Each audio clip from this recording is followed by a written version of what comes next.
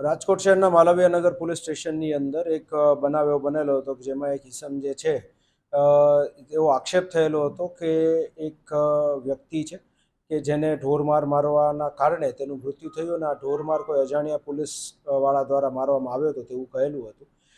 તેના આધારે અલગ અલગ ટીમો બનાવીને રાજકોટ શહેર પોલીસમાંથી તપાસ શરૂ હતી. તે દરમિયાન માહિતીના આધારે આજે આરોપી જે છે એએસઆઈ તેઓને અત્યારે ક્રાઇમ બ્રાન્ચ દ્વારા તેની ધરપકડ કરી અત્યારે માલવીયાનગર પોલીસ સ્ટેશન ખાતે સોંપવામાં આવેલ છે અને આગળની તપાસ માલવીયાનગર પોલીસ સ્ટેશન દ્વારા શરૂ છે.